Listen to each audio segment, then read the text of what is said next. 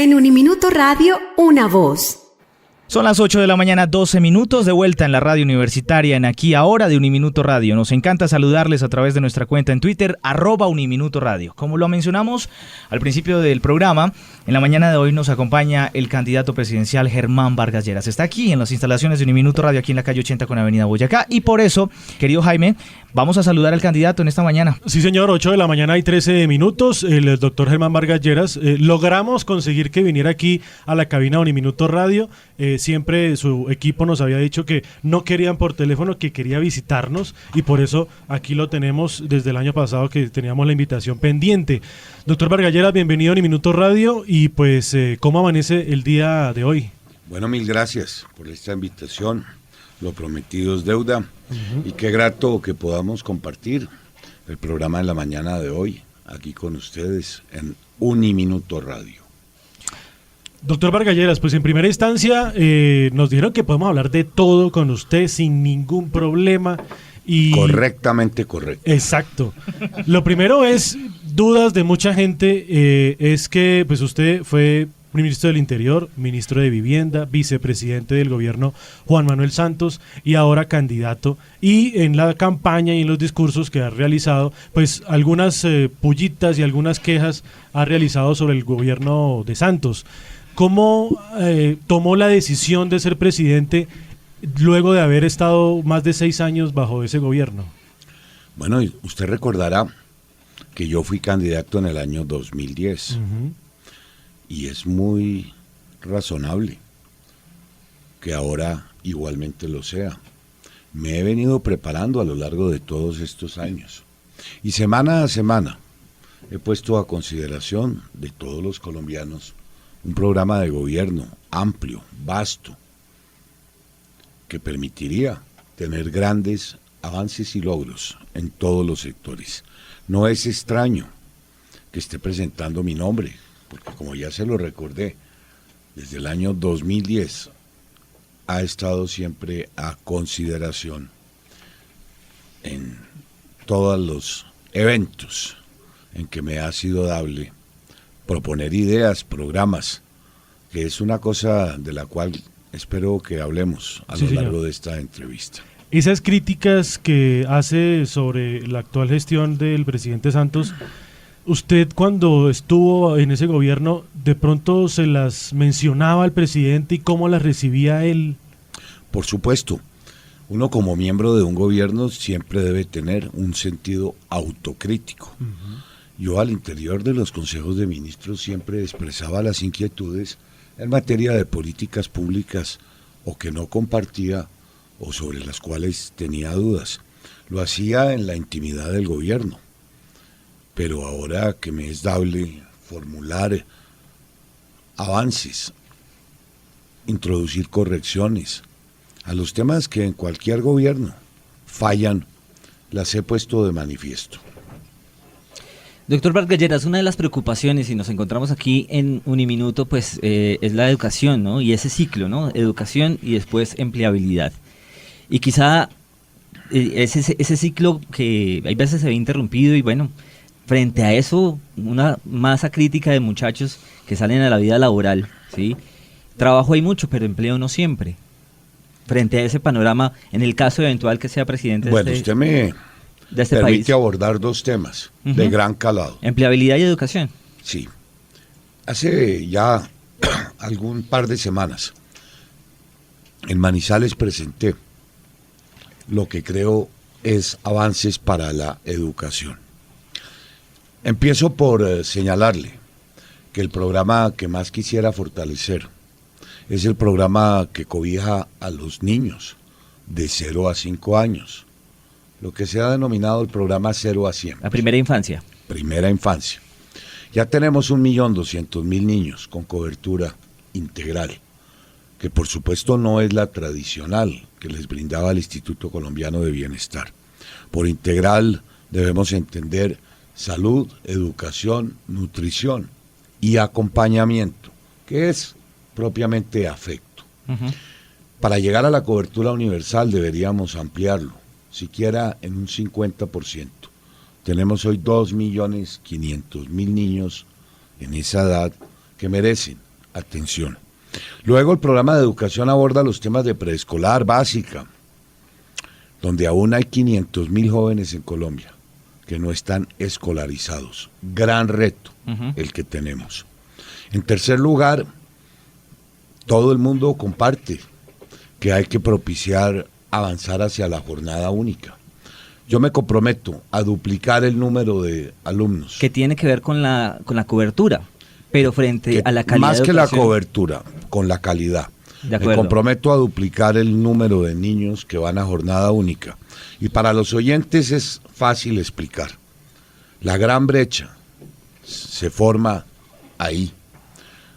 Un niño que va 8 y 9 horas a un colegio privado no tiene la misma preparación de quien lo hace 4 o 5.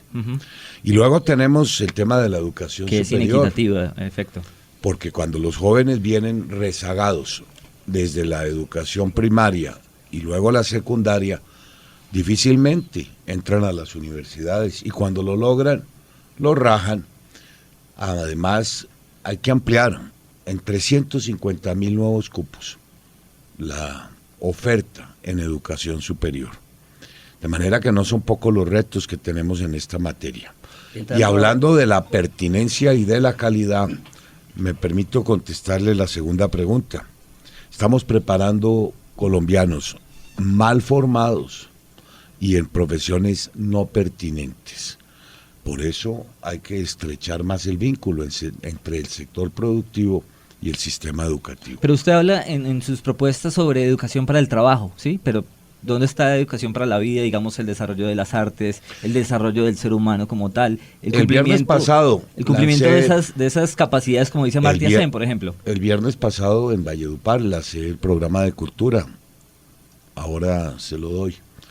Y una de las ideas es que si vamos a avanzar en la jornada única, hay que recuperar la posibilidad de introducir en el pensum los temas de cultura, artes, danzas, pintura, que fueron excluidos hace ya muchos años. Si usted revisa el pensum obligatorio hoy, no figura ningún área en materia de cultura, queda a discrecionalidad de cada colegio introducirlos o no. En la medida en que podamos ir complementando el tema de jornada única, qué deseable sería que parte de este tiempo se emplee en la formación cultural. Y yo señalé en mi propuesta de cultura que considero muy útil despertar e incentivar las artes. Sobre educación superior, hay algo Gonzalo. de educación superior que nos preocupa, el tema de la financiación. ICETES es una especie de EDUPAD que se está comiendo a los pobres estudiantes. O sea, sacar un crédito en ICETES es mucho más... endeudarse para toda la vida. No, para toda la vida. Es más barato Hasta para la sacarlo otra. en cualquier corporación que... Venderle el alma al diablo, casi. Exactamente. Y aparte de eso, cuando uno se gradúa, sale al mercado laboral y le ofrecen cualquier Yo he cosa. estado estudiando el tema y lo que creo oportuno es introducirle una modificación para que el crédito se empiece a amortizar cuando el muchacho adquiera empleo y la cuota sea proporcional al ingreso que reciba. De manera que cuando un joven sale no tiene por qué entrar a pagar de una vez el crédito educativo y mucho más si está sin empleo. Lo razonable y lo deseable sería que una vez enganche, empiece a amortizar de manera proporcional al ingreso el monto del crédito. Y en la medida en que vaya escalando profesionalmente y su nivel de ingresos sea superior, vaya terminando de completar la amortización. Hay una preocupación de las universidades públicas, SERPI lo paga. Se le dio una cantidad de plata a los sectores. Mire, le voy de a las dar los universidades siguientes privadas, datos. pero con eso se pueden Vea, educar 3 o 4 Tan veces solo más. el 12% del programa Pilo Paga llegó a la universidad pública. 12%. El resto se quedó en la universidad privada. ¿Por qué? Y sí vale la pena. ¿Por qué? Porque los alumnos fueron los que escogieron. Pero eso es muy injusto. Porque vale la pena examinar y eso es un pendiente que tenemos en Colombia. Yo tengo la impresión que en muchas universidades privadas, y reléveme de calificarlas, están los jóvenes cursando, no logran el nivel académico y los dejan repitiendo y repitiendo para no perder los ingresos del programa Pilo Paga. Correcto. Y en otras universidades también privadas que tenían ambiciosos programas de becas, simplemente los han ido sustituyendo por los programas del gobierno, cuando debería ser todo lo contrario. mantener sus propias cuotas de becas más las de Pilo Paga, pero no hacer la sustitución. ¿Sí me explico? Uno de los temas frente a la educación es el tema de las universidades públicas. Yo soy muy amigo de la Universidad Nacional por muchísimas razones y da tristeza cómo se está desbaratando la universidad. En ese sentido, la mayor parte de las universidades oficiales tienen ese problema de infraestructura, se están acabando realmente, literalmente acabando las universidades. ¿Qué se va a hacer frente a eso? Bueno, yo creo que en materia de acreditación universitaria, lo que tendríamos es que dividir. No todas las universidades del país pueden hacer investigación, aunque lo pretendan. Unas deberían estar dedicadas a la formación y la investigación y otras tan solo a la formación. Eso como un primer concepto, para que haya cierta diferencia en la asignación de los recursos. Categorías. No es demeritable que unas se dediquen exclusivamente a la formación, pero a la no podemos profesionalización, sí. tener decenas y decenas de universidades en el proceso de investigación. No creo que en Colombia deba haber más de 8 o 9 que cumplan con estos parámetros. Y ahora, lo otro es el situado fiscal a las universidades. Y fíjese que usted defiende a la Universidad Nacional, todos lo hacemos. Es nuestra universidad, finalmente. No la mía, pero bueno, sí usted es rosarista, soy pero... bien consciente. Sí.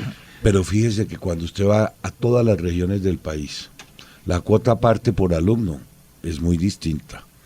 Y encuentra usted el reclamo también de todas las universidades públicas de Colombia, distintas a la nacional, a la de Antioquia, solicitando que se equipare ese aporte del Estado, que hoy es muy distinto en lo que concierne a la Universidad Nacional y a las universidades en los territorios y las regiones del país.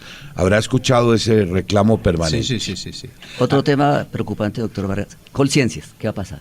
Es decir, es una cosa vergonzosa lo que está pasando en Conciencia, Colciencias. yo lo que creo es que hay que reformar el sistema para la asignación de estos recursos. Nunca antes la investigación había tenido un monto mayor de recursos.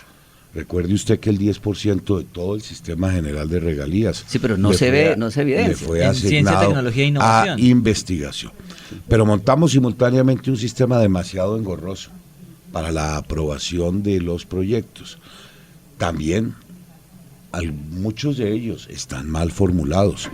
Pero el tema de los OCATs es un sistema tan burocrático, tan engorroso, y en algunas oportunidades quienes se sientan ahí no son las personas pertinentes para valorar y aprobar los estudios. ¿Cómo será eso? Que no fueron capaces de ejecutar billones de pesos que le habían sido asignados a través del Sistema General de Regalías.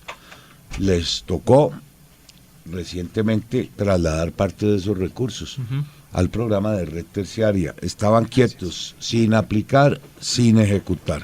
Yo creo que la responsabilidad es compartida.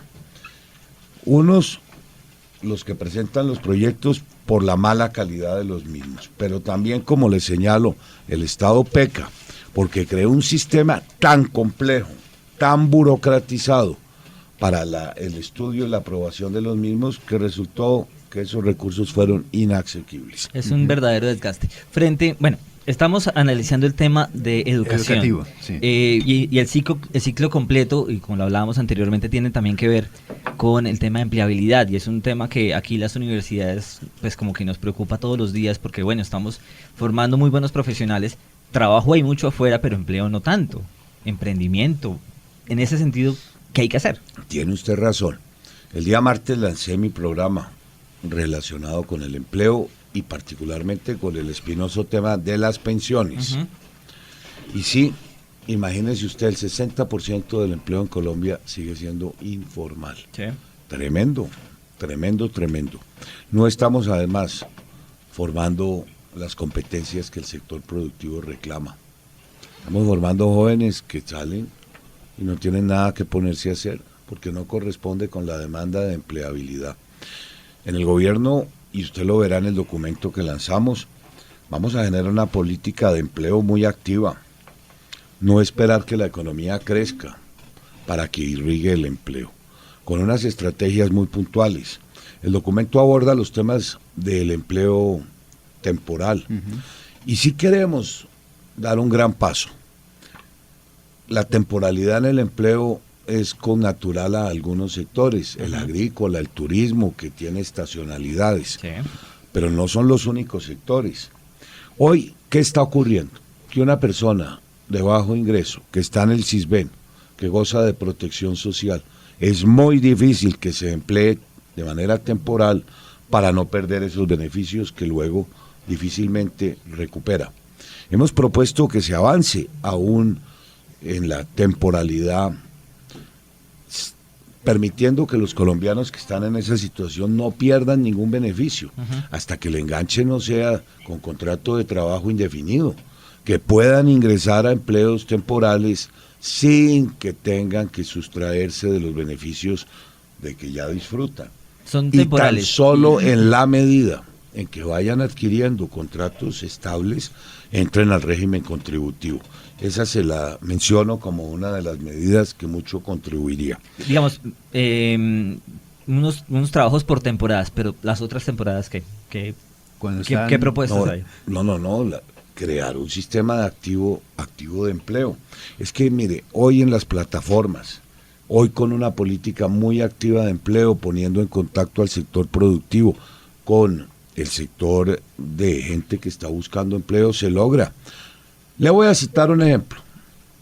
Cuando yo puse en marcha el programa de las 4G, de toda la infraestructura en Colombia, De las carreteras, mucho antes de que iniciáramos el programa, firmamos un convenio con el SENA para capacitar 220,000 colombianos que quisieran acceder y trabajar en la construcción de las carreteras, y a fe que lo logramos, en topógrafos, en técnicos, en operarios. Se trata de engranar y potencializar el gasto del gobierno y los programas del sector productivo con los colombianos que están buscando empleo. Usted habla de ese enlace entre el sector productivo, el sector educativo, que en este caso podríamos ser nosotros como Uniminuto, pero también ese sector que está demandando esas plazas, ¿sí? Y ese sector que también quiere acceder al empleo. En ese sentido, ¿dónde queda el emprendimiento, la creación de empresa, las facilidades para crear empresa en este país que realmente son muy complicadas? Bueno, no me voy a chiviar, pero le quiero comentar que en 2 semanas ¿Tenemos noticia? No, Uniminuto Radio lo puede voy a hacer. presentar un documento ya relacionado con el sector de industria. Son 4 los documentos que me di a la tarea de preparar en estos temas. El primero, el que ustedes ya tienen, que habla de políticas macroeconómicas, de cuáles serán los sectores que creo yo pueden crecer de manera más dinámica, y aborda también muy en detalle los asuntos de la reforma tributaria. El segundo, el que tiene que ver sobre las pensiones, que fue presentado esta semana. El tercero versará sobre la política industrial y en particular la política de manufactura con vocación exportadora, y habrá un cuarto documento en materia de comercio exterior. A propósito, doctor, de la reforma tributaria, para nadie es un secreto que el próximo gobierno, de entradita, tiene que hacer una reforma tributaria, ¿cierto? Y dentro de esa reforma tributaria se va a tocar lo de pensión. Lo escuché decir que no iba a aumentar la edad para las pensiones, cuando la OCDE está pidiendo que creo que se va a aumentar la edad y la cotización. ¿Cómo lo va a hacer? Bueno, yo tengo una visión distinta. Yo creo que en materia pensional hay que caminar en 3 aspectos. La sostenibilidad, que es algo que todo el mundo comparte, las cifras son tremendas. La deuda pensional, el pasivo pensional en Colombia ya llegó a 200 billones de pesos, lo que representa el 100% sobre el Producto Interno Bruto. Que esa responsabilidad recae en nosotros los jóvenes. Todos, en todos los colombianos. Estamos destinando 41 billones de pesos anualmente, una cifra enorme, no millones, billones, recursos que bien podrían destinarse a la salud, a la educación, a la vivienda, a la infraestructura. Esto no beneficia, sino a 2.100.000 colombianos, menos del 5% de la población. Pero que son derechos adquiridos, doctor Jack Vargas. No, yo no le discuto que no sean derechos adquiridos, pero eso no significa que los 41 billones de pesos no se estén limitando a beneficiar al 5% de la población. Y lo que quiero resaltar es que esta enorme inversión no le llega sino a 2 millones de colombianos. 17 millones están excluidos del sistema. A hoy. Entonces sería reducir la pensión al salario mínimo. A hoy. No diga eso, no me lo No. ha escuchado a mí. Sí. 17 millones de personas están excluidas del sistema. Segundo gran elemento. Todas las pensiones en Colombia son subsidiadas, entre un 40 y un 60%. Lo son las de salario mínimo, pero también lo son las de 25 salarios mínimos mensuales. Es un sistema muy inequitativo. A una persona de 25 salarios mínimos, los colombianos tenemos que aportarle 700 millones de pesos a cada uno en materia de subsidio a quienes gozan de estas pensiones, porque nunca ahorraron ni siquiera la mitad a lo largo de su vida laboral para poder disfrutar de una pensión de este monto. Entonces, este sistema colapsó. No es pensable ni aceptable que en Colombia tengamos como tope de pensión máxima pública 7 veces más que lo tienen en Japón, 11 veces más que en el Reino Unido. Este es uno de los países, si no el que tiene tope de pensión pública más alta del mundo, escúcheme bien. Son subsidios todos distorsionados. Y yo creo que el sistema debería avanzar a que Colpensiones incorpore a esos millones y millones de personas y tenga la responsabilidad de garantizarle a la gran masa de colombianos una pensión mínima. Y la gente que quiera pensionarse con 10, con 15, con 20 salarios mínimos, que vaya y a lo largo de su vida laboral haga el ahorro en los fondos privados. Pero es injusto poner a la población colombiana a que permanentemente subsidie a quienes quieren disfrutar de una pensión alta, pero que nunca cotizaron ni hicieron el ahorro para merecerla o para gozar de ella. ¿Y ahí la propuesta cuál es? ¿Bajar los topes, pero los topes altos? No, ¿Hacerla equitativa? que nadie que aspire a pensionarse con un monto de esa naturaleza lo haga pretendiendo adquirir el subsidio del Estado colombiano, que ahorre a lo largo de su vida laboral, pero no es posible que en esos regímenes de transición se hagan a una pensión, repito, el concepto básico para la que nunca ahorraron ni cotizaron.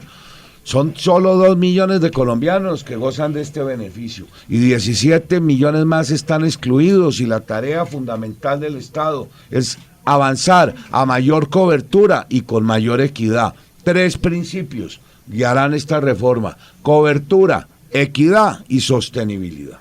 En ese sentido, doctor Vargas, uno de los montos de todo pensión, eso sin perjuicio de los derechos adquiridos, Ajá, claro, sí, que de es acuerdo. una norma muy de obligatorio Claro. cumplimiento, y en un escenario que no podrá ser inferior a 10 años. Y el tema también ahí es que la expectativa de vida en Colombia está mucho más alta cada vez. Así es.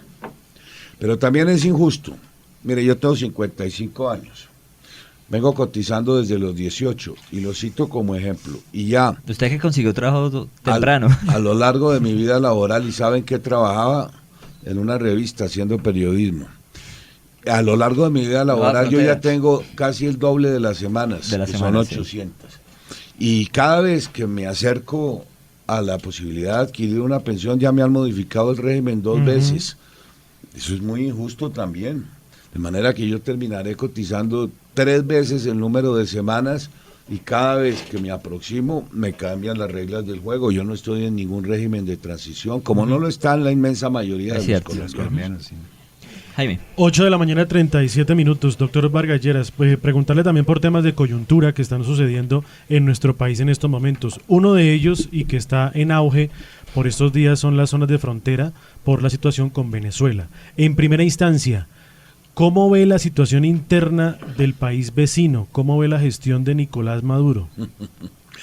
¿Cómo quiere que la vea? No la veo. Desastrosa, hombre.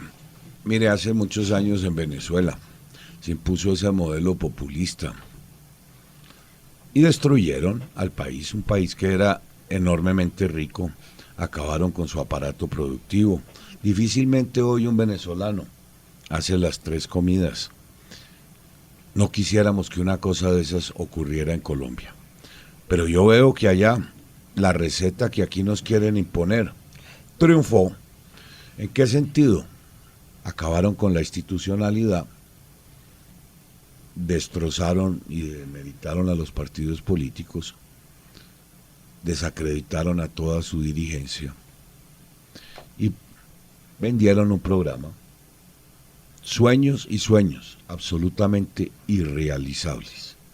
Y una vez que accedieron al poder político, cosa que ya nos ocurrió en Bogotá, empezaron a comprar apoyo a punta de subsidios y a punta de recursos del Estado, apoyo diario, hasta que el sistema colapsó. ¿Y cómo veo el problema? Pues yo creo que el problema para Colombia es aún mayor de lo que hoy reconocemos.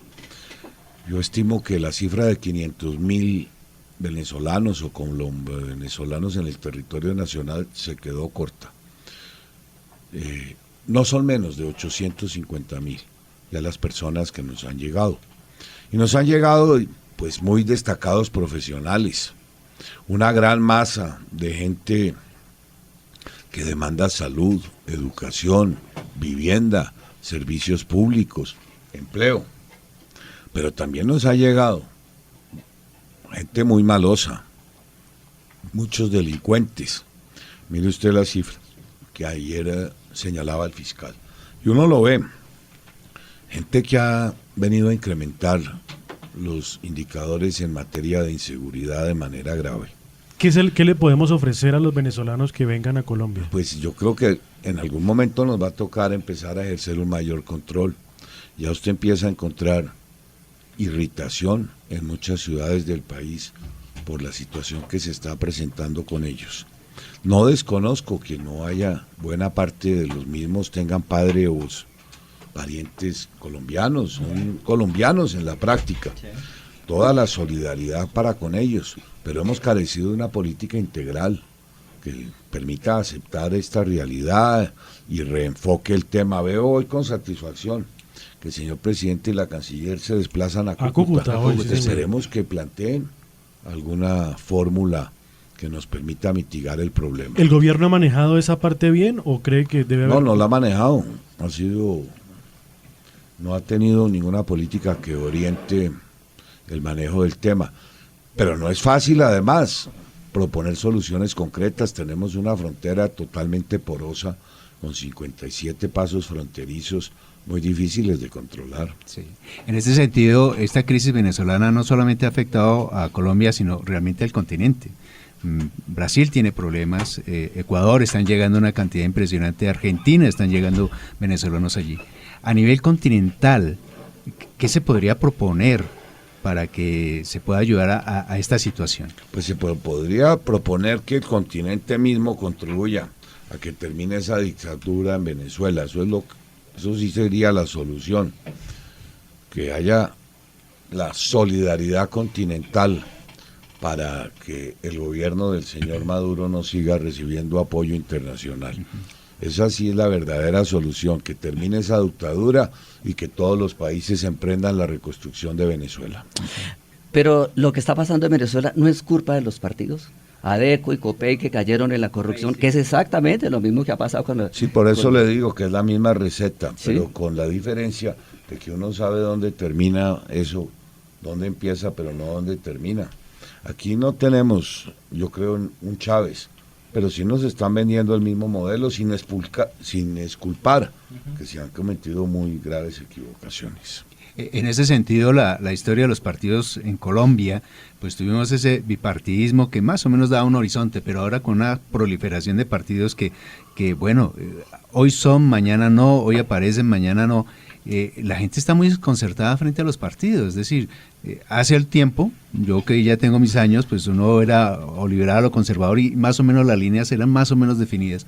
Hoy en día no. Hoy en día saltan de un lado para otro, no hay una línea política realmente que pueda identificar el ciudadano. Esas fueron las condiciones que creó la Constitución del 90 y son las circunstancias se derivan. de toda la legislación que se ha venido aprobando a lo largo de estos años, que es una legislación que favorece la proliferación de partidos y es una legislación enfocada a la protección de las minorías políticas. Sí, pero en ese sentido no hay un fortalecimiento ideológico de los nuevos partidos, no existe. Hoy en día usted le pregunta a un ciudadano común y corriente cuál es el pensamiento del partido tal, ni idea. Pues no yo existe. respondo por Claro, lo mío. sí. Por la responsabilidad de su partido. Yo le respondo por mi programa, que sí está muy claro, muy ¿Por definido. su programa o por su partido, doctor? ¿Todavía es Cambio Radical? Todavía es cambio. Cambio Radical es un partido que probablemente vaya a ser el que dé la mayor sorpresa electoral. Pero esas preguntas se las formulan al director de Cambio Radical. Yo respondo es por mejor Vargas Lleras. Ya, pero usted es el papá de Cambio Radical. Se equivoca. No, Yo sí. no fundé ese partido. Pero siempre usted... Le recuerdo a usted quiénes fundaron a Cambio Radical. El hoy doctor Rafael Pardo. Claro, pero usted Que era uno vino, de los fundó estandartes de... No le voy a recordar cómo es la historia para que no confunda a los oyentes.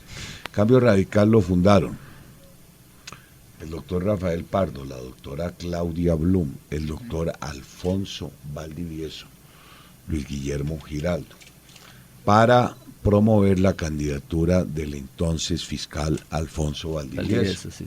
Luego se convirtió en un grupo de liberales que respaldaron al doctor Andrés Pastrana.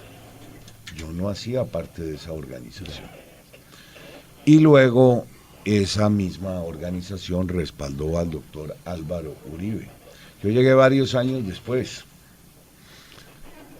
cuando tomé la decisión de no acompañar al doctor Horacio Serpa, y fui y tuve una confrontación con el Partido Liberal.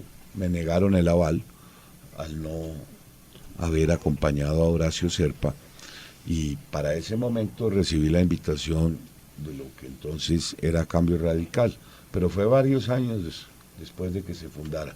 Sí le recuerdo que mi origen fue el galanismo, el nuevo liberalismo. Sí, claro. Yo Sí, me vinculé desde muy joven a esa organización. Sí, salió concejal, sí. Irrumpió Galán en las universidades en Sí. ese momento. Esa convocatoria era muy atractiva, la figura misma de Luis Carlos.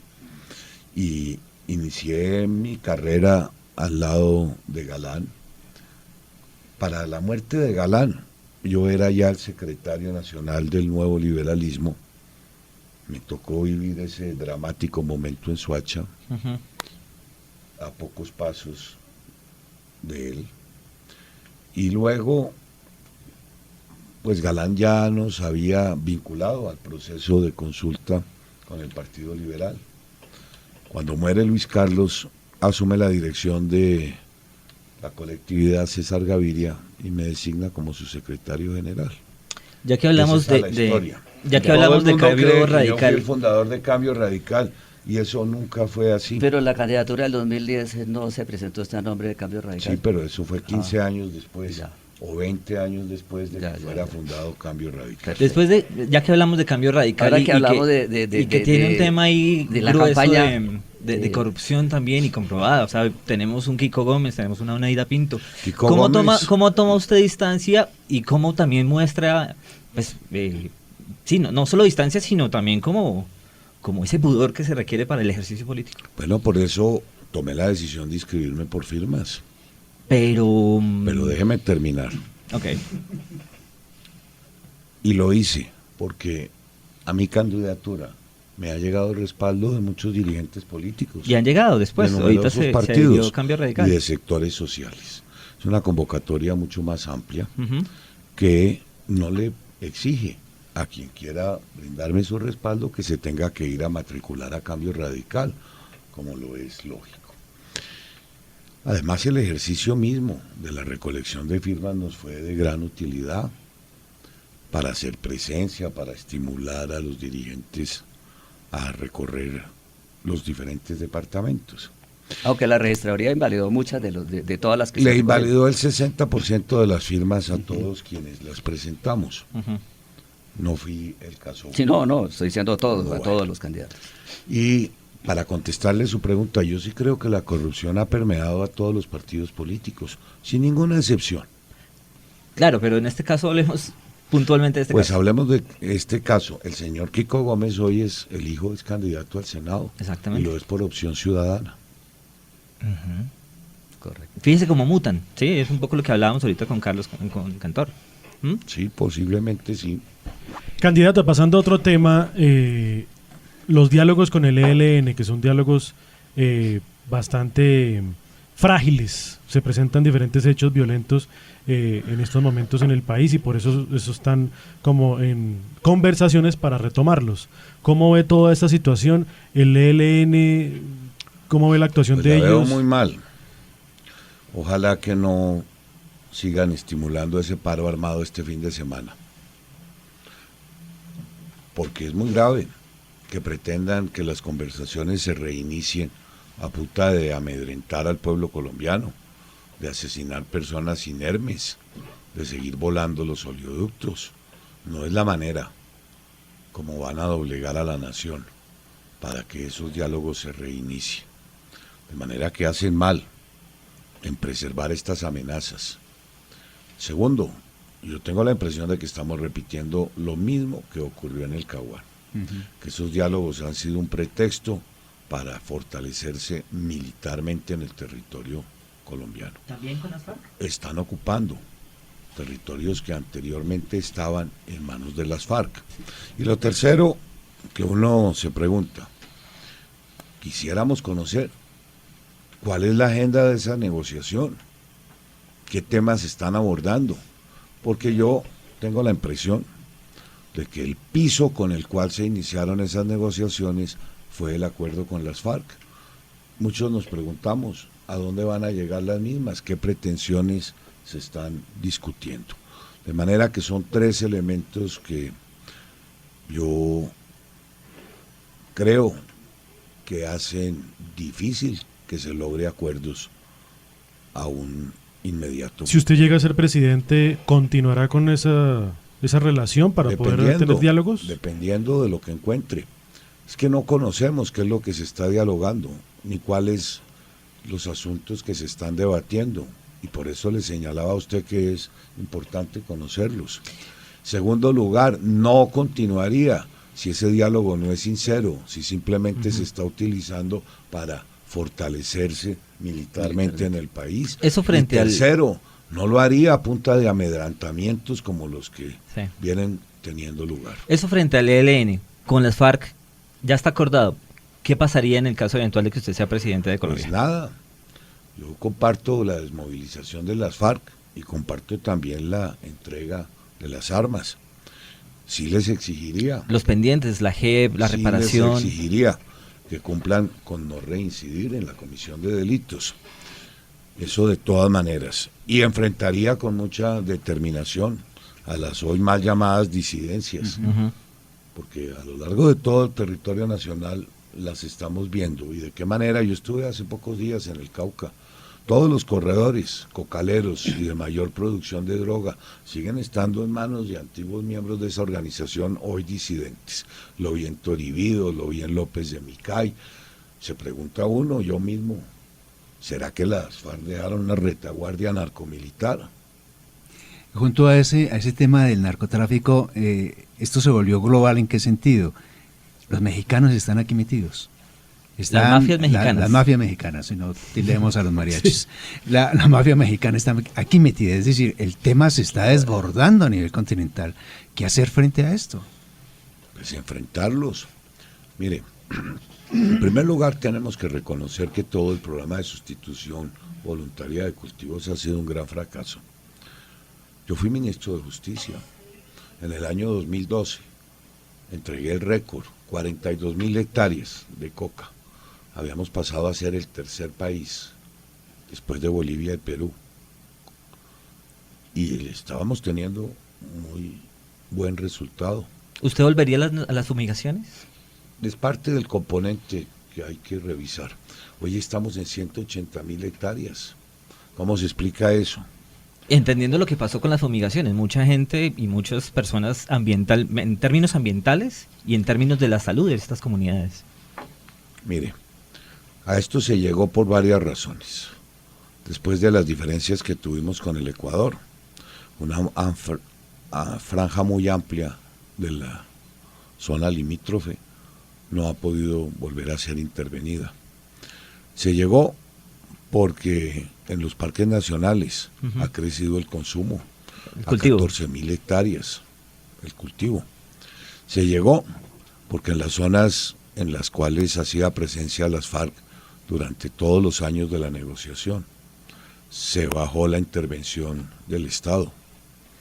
Se llegó precisamente porque la erradicación voluntaria no ha tenido mayor éxito.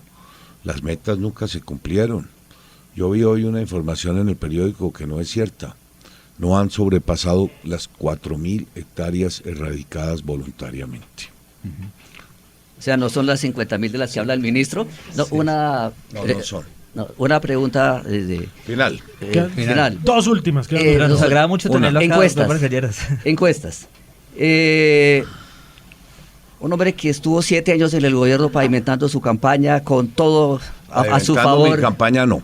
Te llevas- Construyendo la Construyendo infraestructura la de todos los infraestructura del colombianos país. y la vivienda de la gente Perfecto. más pobre y 2.500 acueductos que nos permitió llegar a coberturas en Perfecto. este país del 90%. Claro, pero ¿Por queda qué la las sensación de encuestas que la no lo favorecen Depende en este de momento? cuáles encuestas. Las encuestas que hicieron los medios de la región Caribe me colocan de primero. Las que hicieron Vanguardia y los medios de la región de Santander también figuro de primero. La gran encuesta nacional va La en gran tercer encuesta lugar. nacional es una encuesta que tiene un bajo muestreo.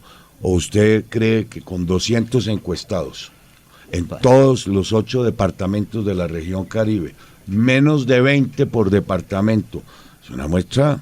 La verdadera encuesta vendrá el 11 Sí, de no, marzo, donde se redefinirá No, claro, el claro. mapa político de Colombia. por supuesto, Si eso. quiere hablamos el 12. Mil gracias a todos y Antes buen día. de- Fórmula vicepresidencial.